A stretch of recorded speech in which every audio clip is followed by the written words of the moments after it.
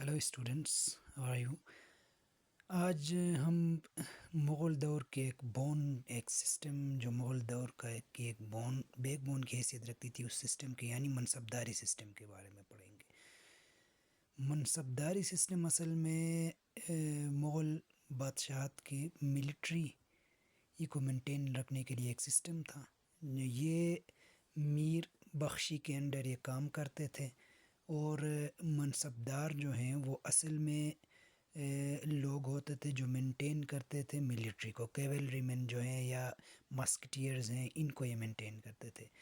اصل میں منصبدار کے دو رینکس ہوتے تھے، ایک اس کی ذات رینک ہوتی تھی، یہ پرسنل رینک ہوتی تھی، اسٹیٹس اس کی سیلری کتنی ہوگی یہ اس حساب سے اس کی ذات رینک ڈیفائن ہوتی تھی، اور ایک اس کی سوار رینک ہوتی تھی۔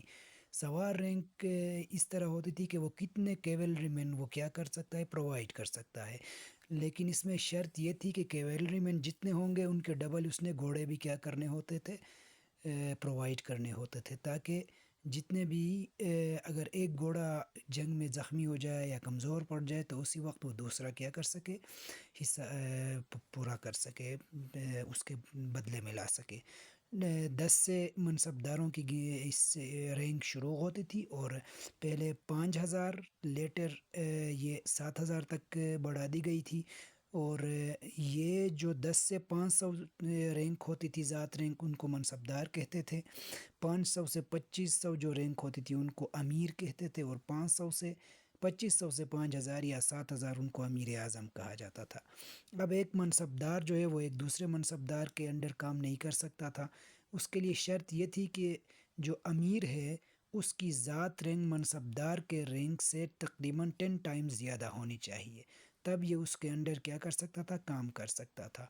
اب یہ جو منصبدار ہوتے تھے ان کا کام کیا ہوتا تھا؟ ان کا کام یہ ہوتا تھا کہ یہ اب ایک تو انہوں نے کیا کرنا تھا، یہ گھڑ سوار جو ہیں کیولری مین، ان کو یہ کیا کرتے، یہ پرووائڈ کرتے۔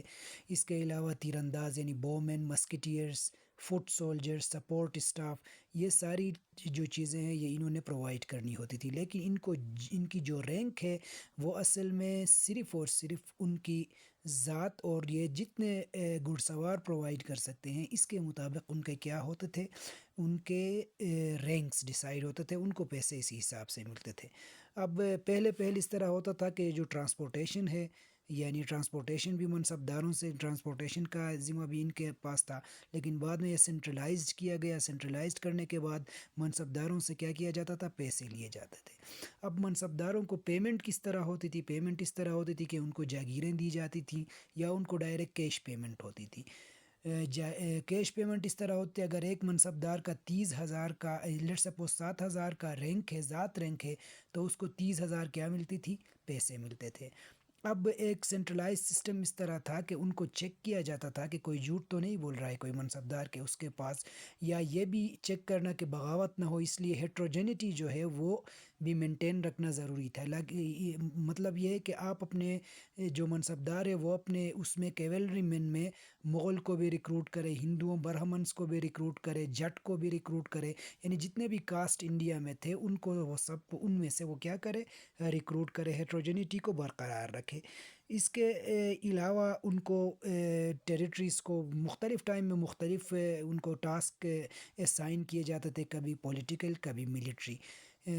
ایک اور چیز، یعنی جو منصبدار ہوتے تھے ان کو ان کے جو گھوڑے تھے ان کو بھی ایک وہ دی جاتی تھی، ان کو مارک دی جاتی تھی، رائل مارک دی جاتی تھی، اور یہ کام کس کا تھا، میر بخشی کا تھا۔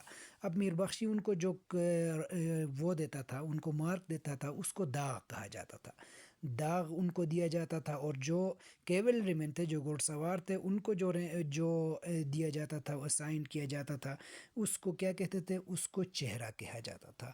یہ سمپل ہمارے منصبداری سسٹم کے بارے میں تھا۔ Thank you very much.